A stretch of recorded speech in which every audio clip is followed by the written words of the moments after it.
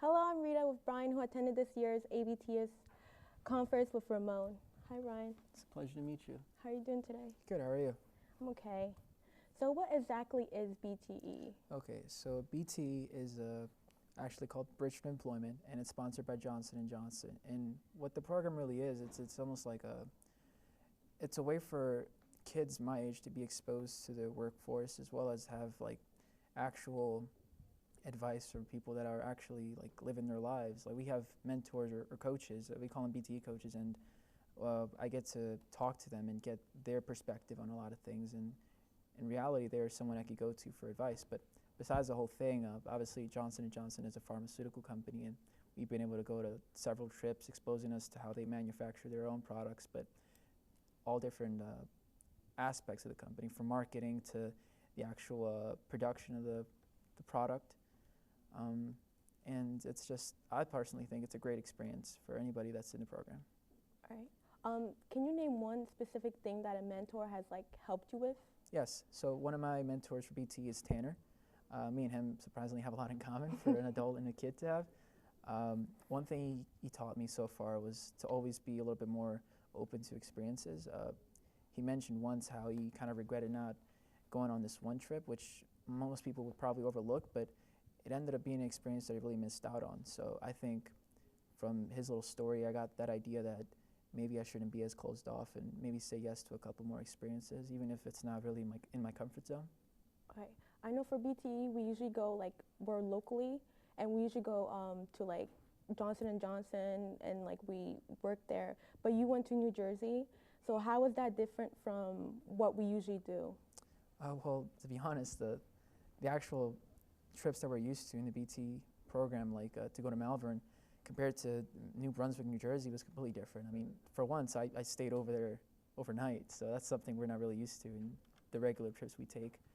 I got to stay in a really fancy hotel, and the people that I was exposed to were people that I don't see in my everyday life. I mean, there was people from outside of the U.S. Wow. Is there anything you learned from these people from outside of the U.S.? Was it like hard to get used to the way they do things differently?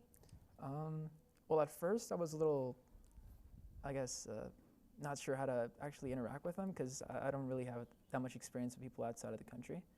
But when I got to meet these people that, range from people from like New England to like Puerto Rico or Colombia or Mexico, I realized that they're really not too different from me. I mean, the language might be a little different, but I mean, I speak English and Spanish, so it wasn't really a problem for me. But for some of the other kids from like New England, who all they do is will speak English, it might have been a little bit more difficult for them to kind of get the conversation going. Mm-hmm. But what I learned from them, I think, is small little details that they kind of do in their everyday lives that's different from me. Like, it was really funny speaking to some of the New England kids, because they have different names for the everyday products we have, and that was just I found really funny. But I noticed that for a lot of the New England kids, they have a very different perspective and approach for a lot of the problems, which I was very impressed by. All right. You went to an ABTS conference, right? Yes. And BT's Bridge to Employment, was that a partnership with like a different company that helped you get there, or? Okay, from what I understood, the Bridge to Employment is under the same company, which is Johnson & Johnson. So ABTS and BTE are pretty much joined together for that event. Mm-hmm.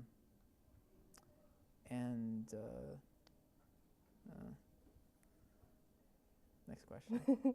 Are you still in contact with any of the people that you met at this conference? Yeah, I'm actually in a very big group chat with a lot of the kids that attended the ABTS conference this year.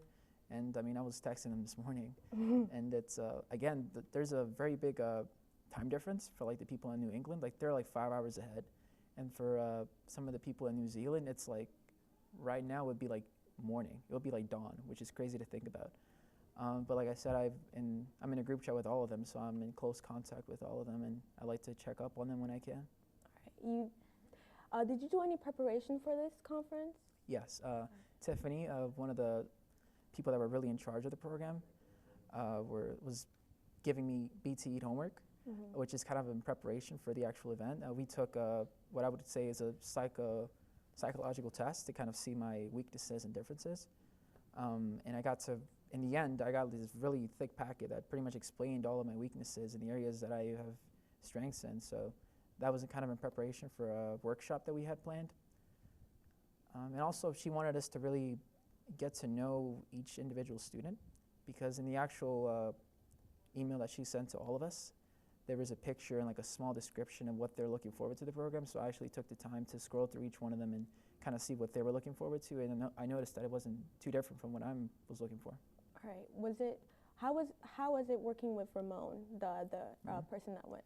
To be completely honest with you, I didn't really like work with Ramon. I think they did that on purpose, because I see Ramon in school, so I think they really wanted me to be exposed to different people. So the people that I really worked closely with was like John from New England, and that was completely different from Ramon, obviously.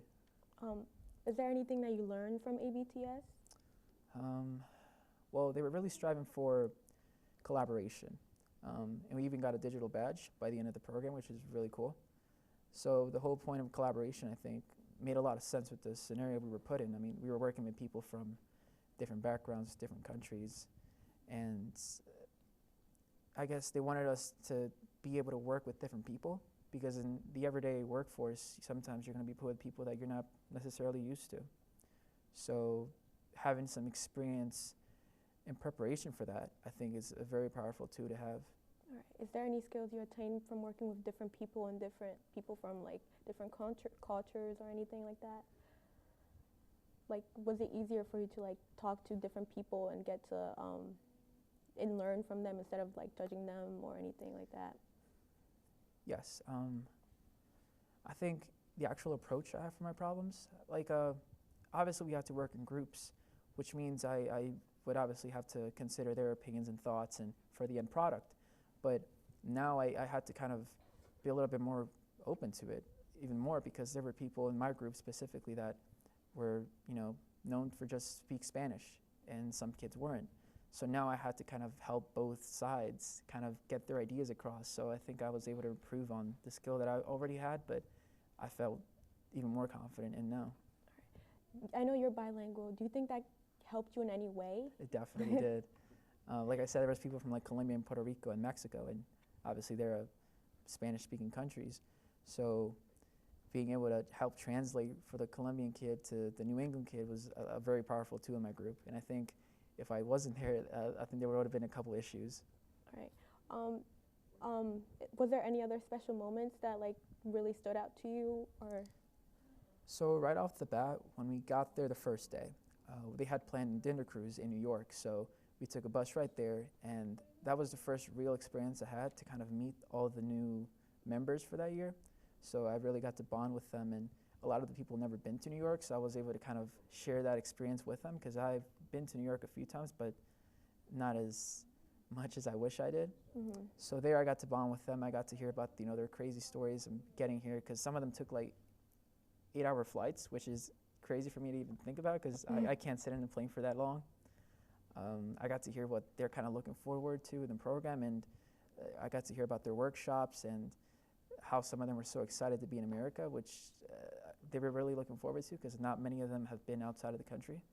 Right. Did you get to like explore New Jersey outside of the conference or anything like that?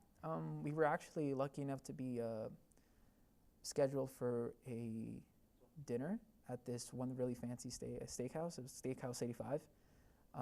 But besides that, we didn't get much time to explore, just because we were so like busy with the workshops. A lot of what the actual conference was working together on creating this kind of new product. Johnson & Johnson presented us a few of the products that they have, and they wanted us to kind of improve it and put our own spin on it.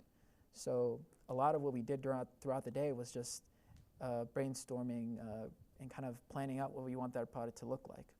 All right. Who was like in charge of this event? Well, it was obviously run by Johnson & Johnson, but I would like to give a special shout out to Tiffany and Brian, who were extremely helpful throughout the whole thing. Tiffany was, you could say, the go-to person for any questions throughout the program. She was kind of looking over our shoulder, trying to help us out throughout the whole thing. And Brian, who was kind of assigned to be, you can say, our mentor throughout the program and the activities, was also extremely helpful. And he was overall just a great person to be around. Right. What would you like to what would you like to tell the other BT ambassadors if they want to like do the same thing as you? Like, how would you tell them to go about it? Um, if I had to, if I had that luxury to do so, I think I would probably tell them to just be a little bit more open. Um, I tried my best to be as open as I could because you don't really get the chance to speak to people from different countries the way I was lucky enough to do. And if I didn't, I wouldn't have met some of the people in the program, like Georgie, John, Lynchy, Miracle, Eduardo, Ellie, Xavier, all these people that I met.